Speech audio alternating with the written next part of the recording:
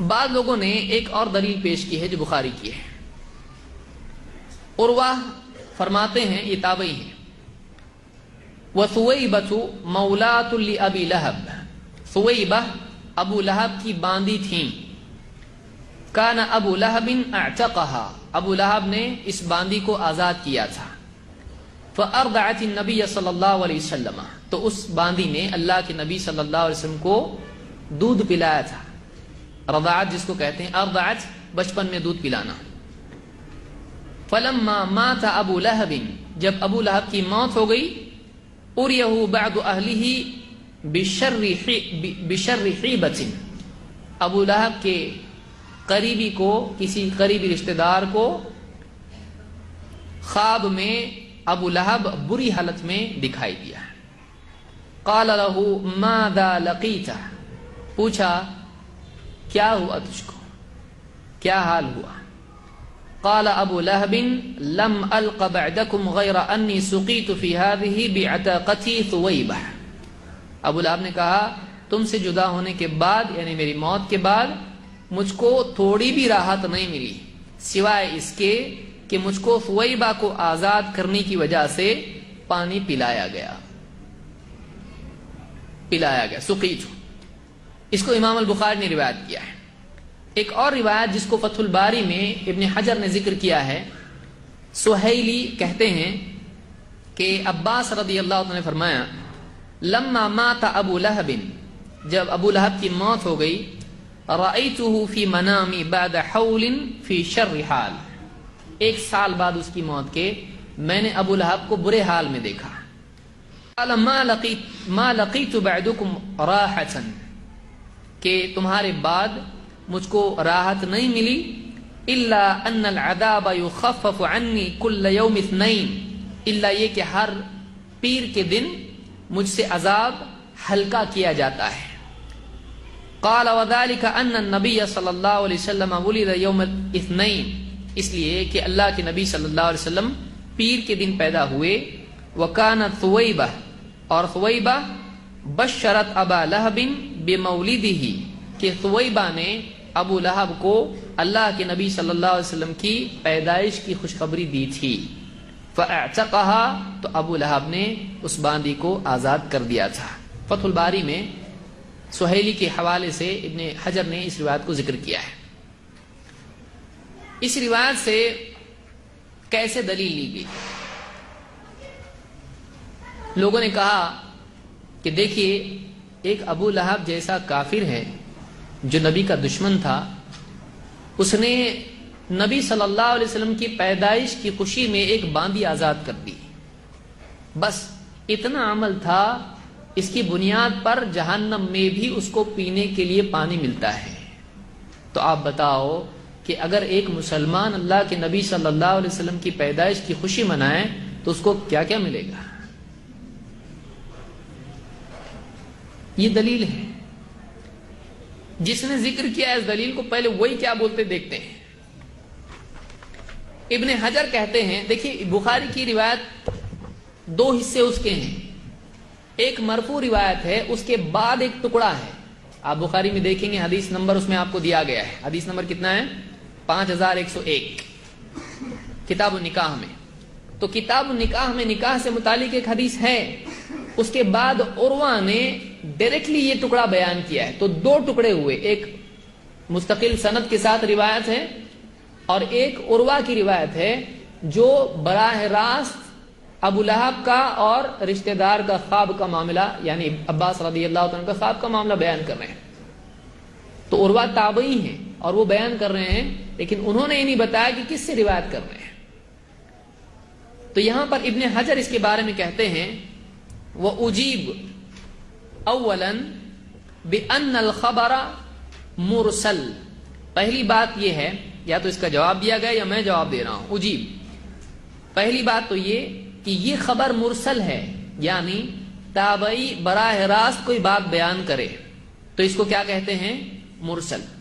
عروہ اس کو بیان کر رہے ہیں، ارسلہ عروہ ولم یذکر من حدثہ بہ، عروہ نے اس کو ذکر کیا ہے لیکن عروہ نے بتایا نہیں کہ انہوں نے کس سے یہ روایت سنی، تو ایسی روایت معتبر نہیں ہوتی ہے۔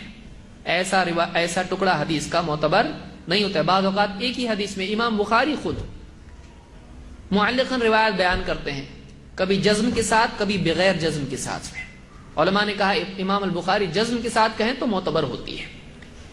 تو یہاں پر یہ جو روایت ہے یہ عروہ نے بیان کی، لیکن عروہ اپنے اوپر راوی کو بیان نہیں کر رہے ہیں، تو کچھ علماء نے اس وجہ سے اس ٹکڑے کو قبول نہیں کیا، اس کے اوپر کی روایت لی ہے لیکن یہ ٹکڑا نہیں لیا ہے۔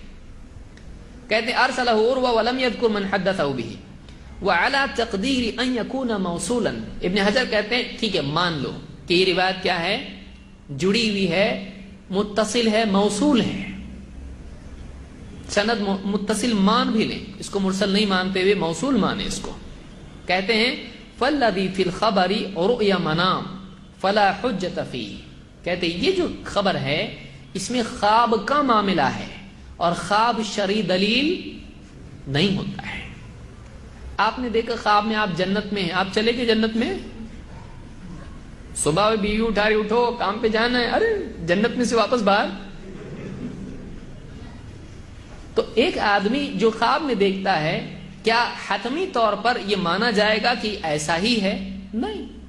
ایک آدمی خواب میں کوئی چیز دیکھتا ہے تو خواب کے بارے میں قاعدہ یہ ہے کہ خواب شرعی حجت نہیں ہے۔ آپ پوچھیں گے امام بخاری نے کیوں ذکر کیا؟ امام البخاری نے اور بھی خواب بیان کیے ہیں، صحابہ نے خواب دیکھے، فلاں نے خواب دیکھا، تو خواب اپنی جگہ اس کی تأویل ہوتی ہے، اس کا ایکسپلینیشن ہوتا ہے، اس کی تعبیر ہوتی ہے، لیکن اس تعبیر آپ دیکھیے مثال کے طور پر یعنی قرآن میں بھی خواب ہیں، اس میں گائیں دیکھی بادشاہ نے، موٹی گائے دبلی گائے، تو گائے تھی وہ گائے نہیں تھی، وہ گائے کا مطلب گائے نہیں تھا، گائے کا مطلب سال تھا، تو اس کے کچھ معنی ہوتے ہیں۔ تو یہاں پر کہتے ہیں کہ اس سے یہ دلیل نہیں لی جا سکتی ہے کہ جو دیکھا ہے بعینی ہی وہ ہوا ہے، کیونکہ وہ خواب ہے۔ دوسری بات یہ کہ سہیلی کی روایت میں ہے کہ ابو لہب کے مرنے کے 1 سال بعد یہ خواب دیکھا۔ بعض علماء نے یہ بھی کہا ہے کہ اس وقت خود عباس رضی اللہ تعالیٰ عنہ مسلمان نہیں تھے، تو اس خواب میں بھی دلیل لی جائے گی نہیں، اس لیے کہ اس وقت وہ مسلمان نہیں ہوئے تھے۔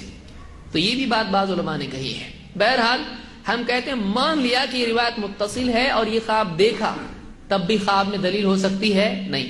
مان لیا چلو یہ بھی ہے، ایسا ہے بعینہ۔ کیا ابو لہب ہر سال 12 ربیع الاول کو یا 9 ربیع الاول کو ایک باندھی آزاد کرتا تھا؟ یعنی آپ بتائیں اس سے باندھی آزاد کرنے سے آپ کیجئے، یعنی اس سے عید میلاد النبی منانا کہاں ثابت ہوتا ہے؟ زیادہ سے زیادہ اس سے ثابت ہوتا ہے کہ اگر ایک کافر اللہ کے نبی صلی اللہ علیہ وسلم کی محبت میں کچھ کر دے، ہو سکتا ہے اللہ اس کے عذاب میں کمی کرے، حالانکہ اس پر بھی علماء نے اعتراض کیا ہے، انہوں نے کہا ایسا ہو ہی نہیں سکتا ہے۔ ابن حجر نے اقوال ذکر کیے ہیں، وہ تفسیر وہ ایک خود درس ہے، وہ خود ایک درس ہو جائے گا کہ کیا کیا باتیں علماء نے اس کے ضمن میں کہیں، کون سی آیتیں پیش کی، کون سی احادیث پیش کی ہیں۔ تو بہرحال میں اس میں نہیں جانا چاہتا، مان لیں کہ بعینی ہے ایسا ہے، تب بھی سوال ہی پیدا ہوتا ہے اس سے عید میلاد النبی کدھر سے آتی ہے؟ یعنی ابو لہب کا کسی باندی کو آزاد کرنے سے خوشخبری پا کر نبی صلی اللہ علیہ وسلم کی اس کے عذاب میں تخفیف ہونا، اس میں عید میلاد النبی منانے کا کہاں سے ثبوت آ رہا ہے؟ سوال ہی پیدا ہوتا ہے، اس سے ثبوت ملتا ہے نہیں، کیونکہ آپ ایک بار اس نے پیدائش کے وقت آزاد کر دیا، اگلے سال واپس وہ ڈیٹ آئی تو کیا کیا اس نے؟ کچھ بھی نہیں کیا۔ تو آپ کیوں کر رہے ہیں؟ آپ تب رہتے تو کرنا تھا، جب خوشخبری ملی اسی وقت کر دیا تو وہ ٹھیک ہے، وہ دلیل بن گئی، لیکن ہر سال کا ریپیٹیشن اور وہ بھی جلوس نکالنا، باندھی تو آزاد نہیں کر رہے، تو اس سے کوئی جوڑ ہی نہیں ہے، اس میں کوئی جوڑ نہیں ہے۔ یہ ایسا ہی ہے جیسے آدمی کہے، اذان سن کے کہے افطار کرنا شروع کرتے ہیں۔ ایک آدمی ظہر کی اذان سنے اور روزہ افطار کرے یا افطار کی دعا پڑھنے لگے، تو یہ جوڑ کہاں ہے؟ بولے مغرب میں رہتا نا، تو ویسے یہاں بھی کر سکتے ہیں، تو اس کا جوڑ کیا ہے؟ وہ الگ ہے، یہ الگ ہے۔ تو زبردستی ہم کہیں بھی کچھ بھی جوائن نہیں کر سکتے ہیں۔